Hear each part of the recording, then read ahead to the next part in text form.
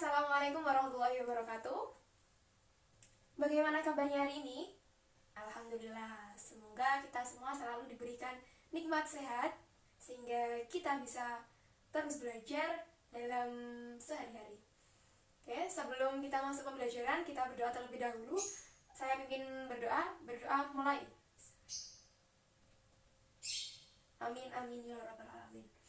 Oke, siapa hari ini yang tidak masuk? Saya absen terlebih dahulu ya.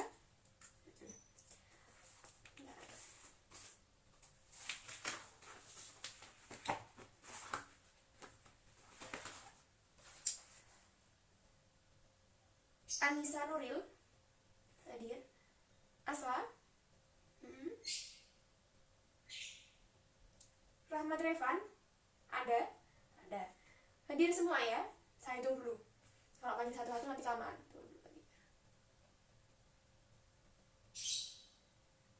Oke, 23 hadir semua. Nah, pada pertemuan minggu lalu kita sudah belajar tentang apa? Masih ada yang ingat? Ya, betul, tentang perilaku pada remaja. Nah, pertemuan lalu kita belajar tentang perilaku pada remaja, yaitu tentang bagaimana seorang remaja berperilaku dalam kehidupan sehari-hari maupun bersama dengan teman dan juga kepada siapapun, bergaul kepada siapapun. Nah, pada pertemuan kali ini kita akan belajar tentang menghindari akhlak tercela, israf, tabdzir, dan bakhil. Di sini saya akan menggunakan media PowerPoint. Kalian bisa nyimak menggunakan buku pelajaran dan juga sambil melihat apa yang akan saya tanyakan nanti. Karena mohon maaf, ini kondisi tangannya Bu Dinda sedang sakit, jadi kesulitan untuk nulis di papan seperti itu. Jadi kita pada pertemuan kali ini menggunakan PowerPoint ya. Nah, sebelum masuk di pembelajaran, menghindari akhlak tercela, israf, tabdzir, dan bakhil. Tujuan pembelajaran kita pada hari ini itu apa? Di sini ada 3 tujuan pembelajaran yang harus kita capai pada pertemuan kali ini. Yang pertama, siswa dapat memahami pengertian dari israf, tabdzir, dan bakhil. Kemudian yang kedua, memahami bentuk-bentuk dari israf, tabdzir, dan bakhil. Dan yang terakhir adalah memahami bahaya dari perilaku akhlak tercela, israf, tabdzir, dan bakhil. Oke. Yang pertama, israf. Apa sih itu israf? Ya, israf berasal dari bahasa Arab asrofa yusrifu isrofan, yang berarti bersukaria sampai melewati batas. Nah, itu secara bahasa dari istilah israf. Kemudian menurut istilah, apa itu israf? Israf adalah melampaui batas, yang diartikan sebagai tindakan yang dilakukan oleh seseorang di luar kewajaran ataupun kepatutan karena kebiasaan yang dilakukan untuk memuaskan kesenangan diri sendiri secara berlebihan. Nah, jadi melakukan segala sesuatu dengan cara berlebihan dan di luar atas kewajaran manusia, ya, itu istilah dari israf. Jadi bisa diingat bahwa israf itu apa? Bersukaria melewati batas. Kemudian pada intinya israf itu adalah sebuah perilaku tercela di mana itu merupakan kegiatan melampaui batas atau segala sesuatu yang berlebih-lebihan. Nah, pada kehidupan sekarang, melampaui batas itu dapat mengancam masa depan manusia, ya kan? Terutama pada kalangan remaja. Oke. Nah, di sini Nabi Muhammad SAW bersabda dalam buku paketnya kalian itu ada. Nabi Muhammad SAW bersabda, binasalah orang-orang yang melampaui batas, hadis riwayat Muslim, dan juga Allah membenci orang-orang yang berperilaku israf. Ada pada surat Al-A'raf ayat 31, bisa dilihat di situ, yang artinya, hai anak Adam, pakailah pakaianmu yang indah di setiap memasuki masjid, makan dan minumlah, dan janganlah berlebih-lebihan. Sesungguhnya Allah tidak menyukai orang-orang yang berlebih-lebihan. Jadi sudah dijelaskan juga dalam hadis dan Al-Quran bahwa Allah itu tidak menyukai orang-orang yang berlebihan. Jadi israf dikatakan sebagai perilaku yang tercela karena sudah ada gitu ya, sudah ada yang menjelaskannya. Kemudian contoh dari perbuatan israf yang pertama yaitu makan dan minum berlebihan. Jadi kalau kita makan, minum sewajarnya saja, seperti adabnya makan. Makanlah ketika lapar dan berhentilah ketika belum kenyang, jangan sampai kekenyangan. kedua, tidur terlalu lama. Tidur terlalu lama bisa menimbulkan rasa malas. Ya, nanti kita bisa malas belajar. Kalau yang sudah misalkan untuk orang dewasa malas bekerja, ya kan? Kalau untuk kalangan kalian biasanya malasnya malas belajar, bisa mungkin belajar tapi belajarnya tidak sungguh-sungguh. Kemudian yang ketiga, membelanjakan harta secara berlebih-lebihan, dan yang keempat, membelanjakan harta untuk hal-hal yang sia-sia. Nah, jadi ketika kita membelanjakan harta itu kita harus pertimbangkan apa manfaatnya, apa kegunaannya, apakah kita butuh atau sekedar ingin, seperti itu. Ya, jadi perlu diingat kembali bahwa kalau kita mau membelanjakan harta atau membeli segala sesuatu harus sesuai dengan kebutuhan kita, jangan sampai berlebih-lebihan. Dan masih ada contoh lainnya. Tadi saya sebutkan hanya beberapa saja. Kemudian bahaya israf. Apa itu bahaya? Bahaya atau akibat yang ditimbulkan dari kita berperilaku israf. Di sini ada 4. Yang pertama itu adalah dibenci oleh Allah. Ya kan? Karena tadi sudah ada dalam surat Al-A'raf ayat 31 tadi bahwa Allah membenci orang-orang yang berlebih-lebihan. Nah, berarti bahaya yang pertama adalah dibenci oleh Allah. Kemudian yang kedua, menjadi sahabatnya setan. Yang ketiga, menjadi orang yang tercela dan menyesal. Yang terakhir adalah menjadi orang yang tersesat. Seperti itu. Jadi ada bahayanya dari perilaku israf tersebut. Kemudian masuk di perilaku yang kedua, menghindari perilaku tabzir. Apa sih itu tabzir? Tabzir berasal dari bahasa Arab bazara yubaziru tabziran, yang artinya pengeluaran yang bukan hak. Jadi mengeluarkan harta yang tidak sesuai haknya, seperti itu. Sedangkan menurut istilah, tabzir itu adalah membelanjakan harta tidak sesuai dengan hak atau keperuntukannya harta tersebut, atau tidak layak menurut ketentuan syariat. Nah, ada yang bingung? Tidak. Oke. Sambil dilihat powerpointnya, sambil disimak bukunya. Di buku ada, tapi beberapa tidak ada di buku. Saya ambil dari referensi lain.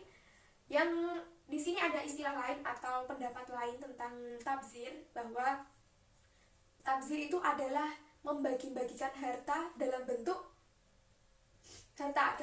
yang termasuk dalam berlebih-lebihan, atau membelanjakan harta dengan berlebih-lebihan, atau bisa dikatakan hampir sama dengan israf yang pertama tadi. Nah, itu ada pendapat lain yang menyatakan demikian. Kemudian contoh dari perbuatan israf, apa sih contohnya? Apakah sama dengan yang israf tadi? Tabzir, contohnya tabzir, apakah sama dengan yang israf tadi ataukah berbeda? Nah, di sini contoh dari perbuatan tabzir, dari istilahnya aja berbeda ya. Tabzir ini contohnya yang pertama, membantu orang lain dalam hal kemaksiatan. Membantu orang lain dalam melakukan hal kemaksiatan, misalkan membantu orang atau memberikan sumbangan, memberikan harta kepada orang-orang yang akan membeli minuman keras, misalkan minuman keras atau barang-barang yang terlarang lainnya. Nah, di situ berarti sama saja kita melakukan perbuatan tabzir, karena di situ kita membantu orang tersebut untuk melakukan hal-hal yang di luar syariat, seperti itu. Kemudian yang kedua, mengkonsumsi makanan yang tidak ada manfaatnya dan membahayakan diri kita sendiri. Yang terakhir, yang ketiga, orang yang bersedekah tapi tidak ikhlas. Nah, berarti orang yang tidak sedekah itu termasuk orang yang bersedekah tapi dia tidak ikhlas, itu bisa dikatakan bahwa orang tersebut berperilaku tabzir. Nah, seperti itu. Dan masih ada contoh lainnya. Kemudian akibat dari perbuatan tabzir. Nah, sama seperti israf tadi, bahwa tabzir juga ada akibatnya atau bahayanya. Yang pertama, mendapatkan murka dari Allah. Yang kedua, siksa yang teramat pedih. Kemudian kesengsaraan dunia akhirat. Dan yang keempat adalah cacian dari orang lain. Nah, kalau di dunia mungkin kita mendapatkan sengsara dan juga cacian, tapi kalau nanti di akhirat kita bisa mendapatkan siksa dan mendapatkan murkanya Allah. Jadi jangan sekali-kali kita berbuat tabzir. Perilaku yang ketiga, akhlak tercela. Yang ketiga yaitu bakhil. Apa itu bakhil? Ya, kikir. Bisa dikatakan kikir, pelit, atau tidak mau mengeluarkan harta. Nah, di sini bakhil secara istilah itu adalah menahan harta yang seharusnya dikeluarkan. Jadi ia enggan mengeluarkan sebagian hartanya untuk orang lain yang sedang membutuhkan. Nah, itu dikatakan sebagai bakhil, enggan mengeluarkan harta yang seharusnya dikeluarkan, itu adalah bakhil. Nah, bakhil itu termasuk sifat tercela atau perilaku tercela, dikarenakan sifat ini itu terlahir karena godaan dari setan. Dalil yang melarang perbuatan bakhil itu ada dalam Quran surat Al-Isra ayat 29 sampai 30. Di buku paketnya ada semua. Oke. Selanjutnya, contoh dari perbuatan bakhil. Nah, dari istilahnya saja enggan mengeluarkan harta atau pelit. Nah, contohnya ya bisa kita lihat di sekitar kita, mungkin ada, atau diri kita sendiri kadang ya. Atau mungkin kalian ada, mungkin ada, oh nggak ada, alhamdulillah. Yaitu enggan membantu tetangga yang sedang membutuhkan, atau ada orang yang kesulitan, kekurangan biaya misalkan, dan kita punya kelebihan uang, kita enggan untuk membantu. Sepeser pun kita tidak mengeluarkan. Nah, itu salah satu contohnya. Di sini ada contoh dari kisah Raja Qarun, di mana dia terkenal kebakhilannya, ya, sehingga ia itu sudah banyak sih kisahnya ya, seperti itu, ditenggelamkan di bumi bersama dengan harta-hartanya. Itu nanti kisahnya di next time, lain waktu saya ceritakan. Sekarang singkatnya saja bahwa ada gitu kisahnya tentang Raja Qarun. Bahaya dari perbuatan bakhil sama seperti israf dan tabdzir tadi. Ada bahaya maupun akibatnya dari perbuatan-perbuatan tercela tersebut. Di sini bahaya bakhil yang pertama adalah mendapatkan dosa besar.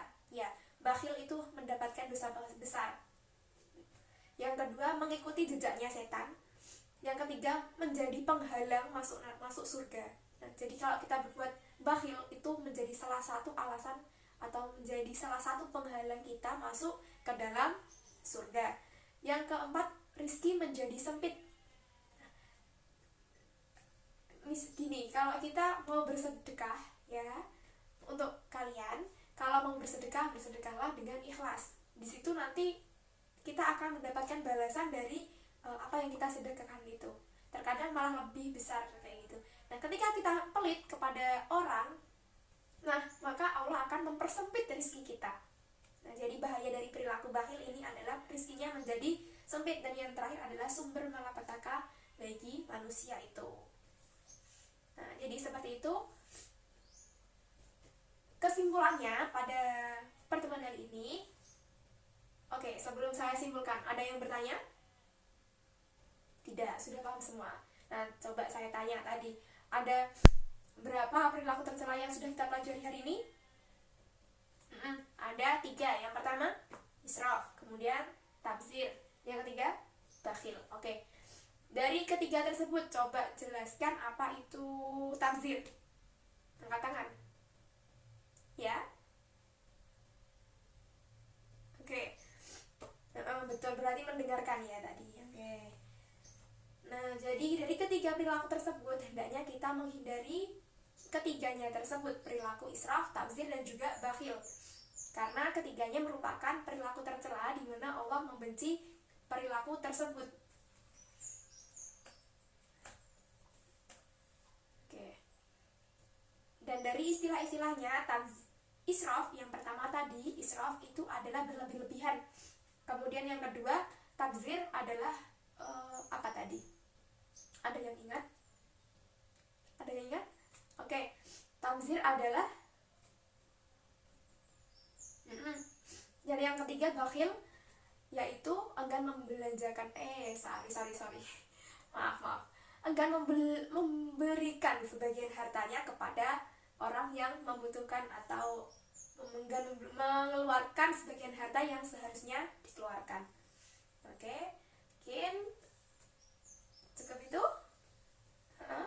Alhamdulillah, kita tutup pembelajaran pada hari ini dengan bacaan hamdalah bersama-sama. Alhamdulillahirrahmanirrahim. Oke, terima kasih karena sudah mendengarkan Budinda dari tadi, dan tetap semangat. Minggu depan kita akan belajar belajar lagi, bertemu lagi dengan Bu Dinda dengan materi takziah. Oke, minggu depan kita akan belajar tentang materi takziah. Jadi, oh ya, maaf, adab takziah. Bagaimana adab-adabnya ketika kita melakukan takziah? Kita akan kupas tuntasnya pada pertemuan minggu depan. Tetap semangat, jaga kesehatan, dan saya akhiri. Wassalamualaikum warahmatullahi wabarakatuh.